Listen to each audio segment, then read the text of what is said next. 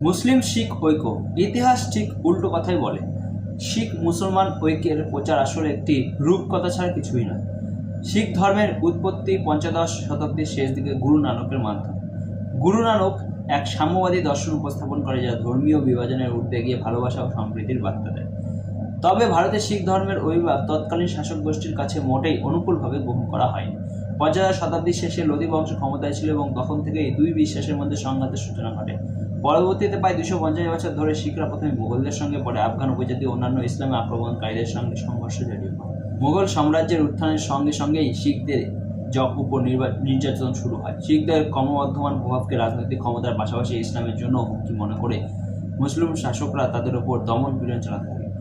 1606 সালে মুঘল সম্রাট জাহাঙ্গীর শিখ গুরু অর্জুন দেবকে মৃত্যুদণ্ড দেন এবং গুরু হরগোবিন্দকে দীর্ঘদিন কারাবন্দী করে রাখেন। ঔরঙ্গজেবের গুরুদ্বার ধ্বংসের নির্দেশ দেন। তার শাসনামলে গুরু তেগ বাহাদুরকে দিল্লিতে মৃত্যুদণ্ড দেওয়া হয়। দিল্লির গুরুদ্বারা শীশগঞ্জ সেই স্থান দখলে শিখ গুরুর শিরচ্ছেদ করা হয়। পরবর্তী শিখ গুরুদের, যার মধ্যে গুরু গোবিন্দ সিংহ রয়েছে, মুঘল সাম্রাজ্য অন্যান্য মুসলিম আক্রমণকারী শক্তির অসহিষ্ণুতার কারণে সারাক্ষণ যুদ্ধাবস্থায় থাকতে হয়। 1740-এর দশকে লাহোরের মুঘল শাসক জাকারিয়া খান শিখদের হত্যা ও ধরিয়ে দেওয়ার জন্য বড় অঙ্কের পুরস্কার ঘোষণা করেন। শিখ হত্যা ও এমনকি শিখের কাটা মাথা জমা দেওয়ার জন্য অর্থ দেওয়া হয়। তার শাসনকালেই ছোট্ট ঘাল্লুঘাটা সংগঠিত হয়, যেখানে শিখদের ওপর ভয়াবহ গণহত্যা চালানো হয়। এই অভিযানে আনুমানিক 7,000 শিখ নিহত ও 3,000 জন বন্দী হয়। নারী ও শিশুরাও রেহাই পায়নি। শিশুদের হত্যা করে তাদের দেহ মায়েদের গলায় ঝুলিয়ে দেওয়া হয়। বন্দী শিখদের লাহোর নিয়ে গিয়ে প্রকাশ্যে শিরচ্ছেদ করা হয়। শিখরা সংখ্যায় কম হওয়ায় এই নির্যাতনের ফলে তাদের জনসংখ্যা মারাত্মকভাবে হ্রাস পায়। শিখদের ঘরবাড়ি লুট করা বৈধ ঘোষণা করা হয় এবং কেউ শিখদের আশ্রয় দিলে তাকেও মৃত্যুদণ্ড দেওয়া হতো। মুঘল শাসনের শেষ পর্যন্ত শিখ নিপীড়ন চলতেই থাকে। ইতিহাসে দেখা যায় 16শ ও অষ্টাদশ শতাব্দীর মধ্যে প্রায় 200 বছরে মুসলিম আক্রমণকারী ও শিখদের মধ্যে 130টিরও বেশি যুদ্ধ সংঘটিত হয়েছে।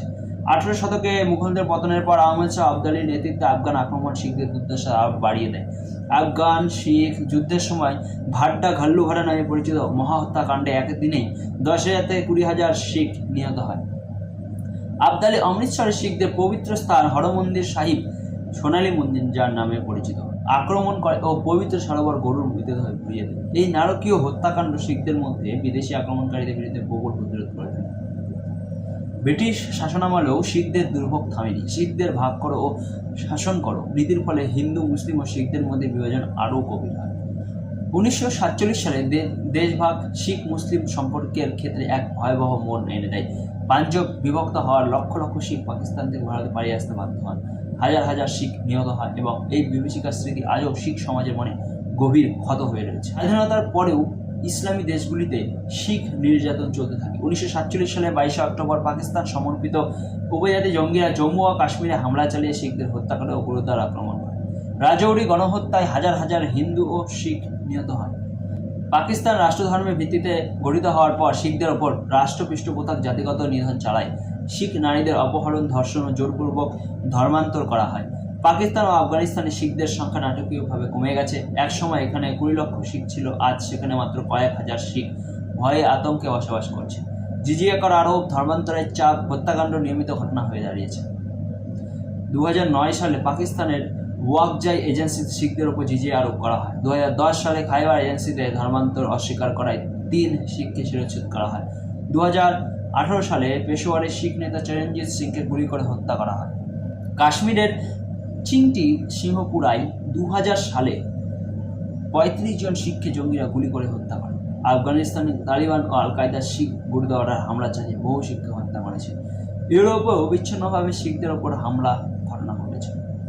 এই দীর্ঘ ইতিহাস স্পষ্ট করে যে শিখ ও মুসলমানদের মধ্যে তথাকথিত সৌহার্দ্যের গল্প বাস্তবতার সঙ্গে মেলে না। শতাব্দীর পর শতাব্দী ধরে শিখরা নির্যাতনের শিকার হয়েছে। তথাকথিত উদার ধর্মনিরপেক্ষ মহল ও কৃত্রিম ঐক্যের গল্প বুনেছে, তা ইতিহাস আলোকে টেকসই নয়। একদিকে যেখানে ইসলাম একচেটিয়া ও ধর্মান্তরমুখী, অন্যদিকে শিখ ধর্ম সত্তা, ভালোবাসা ও করুণার উপর প্রতিষ্ঠিত। এই মৌলিক পার্থক্যটাই দুইটি সম্প্রদায়ের মধ্যে দীর্ঘস্থায়ী সংঘাতের মূল কারণ।